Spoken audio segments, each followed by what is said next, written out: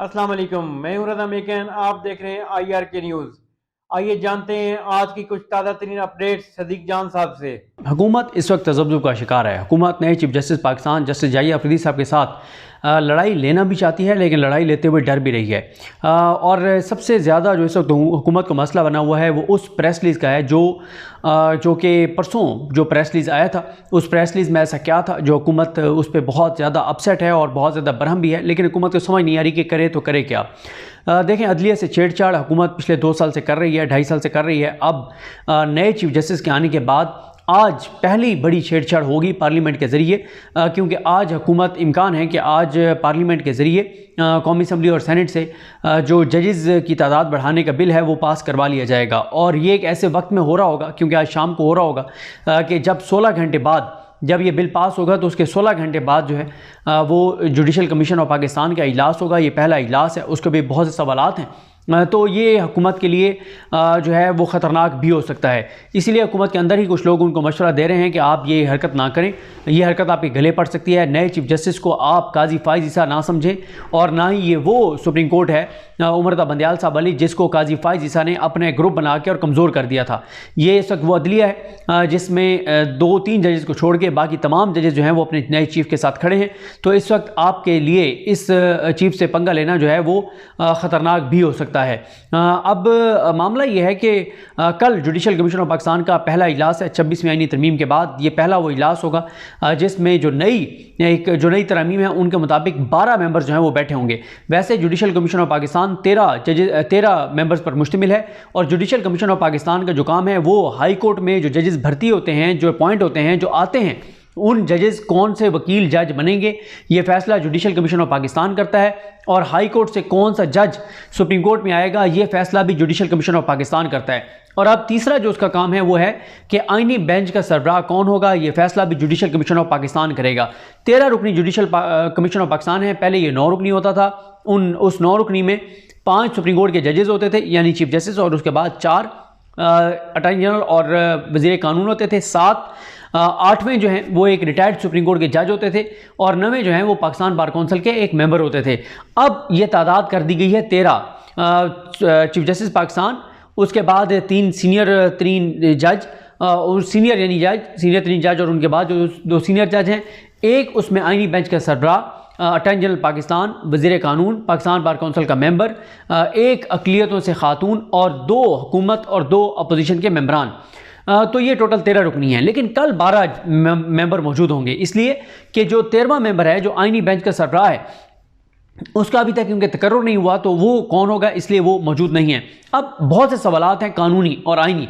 पहला सवाल तो ये है कि क्या एक मेंबर की गैर मौजूदगी में ये committee judicial commission of Pakistan का इजलास हो भी सकता है, नहीं हो सकता। पहला सवाल तो ये है। और कल एक ऐसा दिन है जो कि बहुत बड़े बड़े फैसले करेगा, क्योंकि अगर कल आईनी बेंच का सरबराह बनाने का हुकूमत का इख्तियार मान लिया याहिया अफरीदी साहब ने, तो फिर ये कहा जाएगा कि अब तक याहिया अफरीदी साहब के जितने भी इक़दाम थे जिनको हम बड़ा अप्रिशिएट कर रहे हैं, वो तमाम इक़दाम जो हैं वो रस्मी थे, फर्जी थे, दिखावे के लिए थे। और जहाँ पे असल में याहिया अफरीदी साहब ने स्टैंड लेना था वहाँ पे याहिया अफरीदी साहब ने स्टैंड नहीं लिया।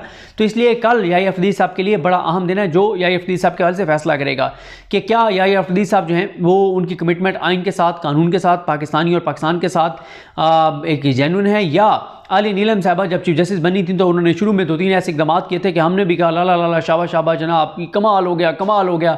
और फिर उसी आली नीलम साहबा ने जो कुछ किया वो आपके सामने, उन्होंने मलिक शहजाद अहमद खान साहब के किए गए एक इक़दाम को रिवर्स किया। उन्होंने ADC के जजेस भी बदले, उन्होंने जुडिशल ये इलेक्शन ट्रिब्यूनल के लिए दिए गए आज़ाद जजेस के नाम भी सरेंडर किए, उन्होंने लापता अफराद के केसेस भी उन्हीं जजेस के पास लगाए जिन जजेस के पास जो है वो अमीर भट्टी साहब लगाते थे, और उन अच्छे जजेस के पास नहीं लगाए जिनके पास मलिक शहजाद अहमद खान साहब केसेस लगाते थे। तो इसलिए याहिया साहब के लिए बड़ा जो है वो कल का दिन बड़ा अहम है उनके फ्यूचर के हवाले से कि वो फ्यूचर में किस तरह से मामलात लेकर चलेंगे।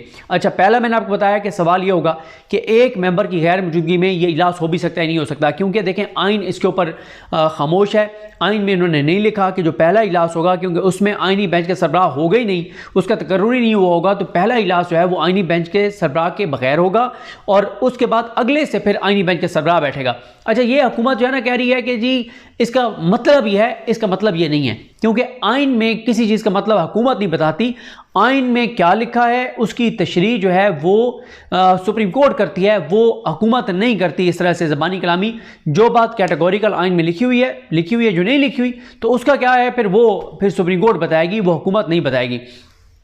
पहला सवाल कि ये इजलास एक मेंबर के बगैर हो भी सकता है, नहीं हो सकता।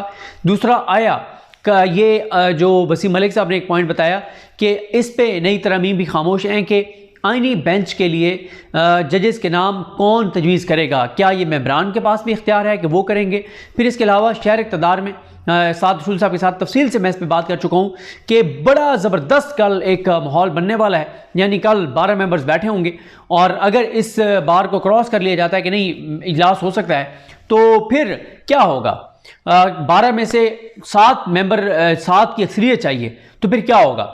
देखें ये बात तो नज़र आ रही है कि याहिया अफरीदी साहब, मंसूर अली शाह साहब, मुनीब बख्तर साहब ये एक पेज पर होंगे और जिस पेज पर ये होंगे तो तहरीक इंसाफ के 2 वोट उमर अयूब साहब और शिबली फराज साहब भी इन्हीं के साथ जाएंगे, तो ये 5 हो जाएंगे।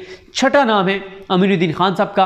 अमीनुद्दीन खान साहब जिन पे नून लीग को बहुत ज़्यादा अतमाद है, जिनको नून लीग पे उनके पे बहुत मान है, काजी फायज़ की वो निशानी हैं और काजी फायज़ के वो जानशीन हैं, काजी फायज़ के करीब थे। काजी फायज़ ने उनको आम बेंचों में बिठाया, मिलिट्री कोर्ट्स वाले केस के बेंच के सरबराह बनाया। तो अमीनुद्दीन खान साहब जो हैं वो अपने इंस्टीट्यूशन के साथ जाएंगे या अभी भी वो काजी साहब की लेगेसी को लेकर चलेंगे और नून लीग के साथ जाएंगे। ये है गेम चेंजर वोट जो अमीनुद्दीन खान साहब का है। पहले तो ये भी होगा ना कि आया ये जजेस कल करते क्या हैं, याहिया साहब, मुनीब साहब और मंजूर साहब, वो क्या आइनी और कानूनी पोजीशन बताते हैं हुकूमत को और क्या चीज़ करते हैं। और ये भी कह दिया जाता है कि अभी 26वीं आइनी तरमीम की स्क्रूटनी हो जाए एक बार अदलिया से, तो उसके बाद फिर इस मामले को लेकर चलेंगे। जो भी है बहरहाल ये कल बड़ा अहम दिन होगा। कल तमाम नज़रें जो हैं वो जुडिशल कमीशन के इजलास पर होंगी। अच्छा, सिनेरियोज मुख्तलिफ हैं। पहला सिनेरियो ये है कि याहिया अफरीदी साहब सजेस्ट कर देते हैं मंसूर अली शाह साहब को और हुकूमत कहती है नहीं। मंसूर अली शाह साहब सजेस्ट कर देते हैं याहिया साहब को, हुकूमत कहती है नहीं। अच्छा, फिर अगर इन्होंने भी सजेस्ट करने हैं ये जो हैं शिबली फराज साहब और उमर अयूब साहब, वो कहते हैं तीनों में से कोई एक होना चाहिए, याहिया साहब होने चाहिए और तीनों में से कोई एक होना चाहिए। मुनीब साहब, हुकूमत कहती है नहीं।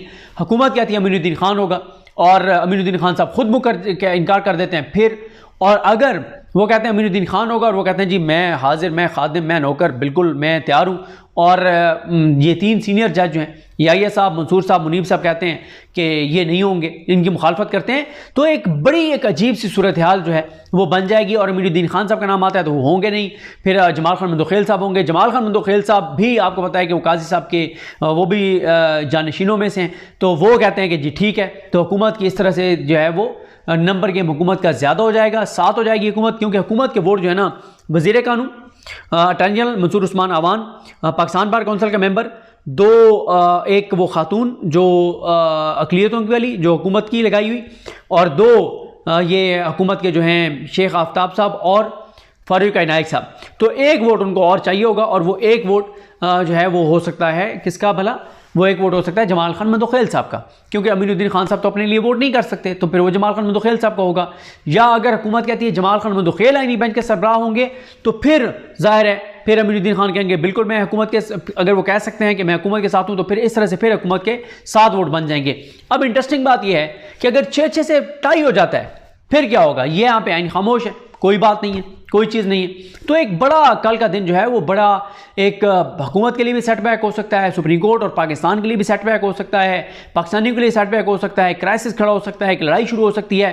कल का दिन बड़ा अहम है और हुकूमत उससे पहले आज अगर 25 जजेस कर देती है तो ये भी बड़ा एक सवाल होगा कि नए चीफ से मशवरा के बगैर एक जजेस की तादाद 25 कर दी गई है। अच्छा, जजेस की तादाद 25 इसलिए कर रहे हैं क्योंकि एक आपको पता ना कि इस पर बहुत ज़्यादा बहस हुई है और बहुत ज़्यादा सवाल उठाए गए हैं। बैरिस्टर साद रसूल साहब ने भी ये सवाल उठाया, फैसल चौधरी साहब ने, सब कानूनदान जो हैं वो ये सवाल उठा रहे हैं कि सुप्रीम कोर्ट के जो फैसले हैं ना बहुत सारे, वो 15 रुकनी और 17 रुकनी बेंचेस ने किए हुए हैं।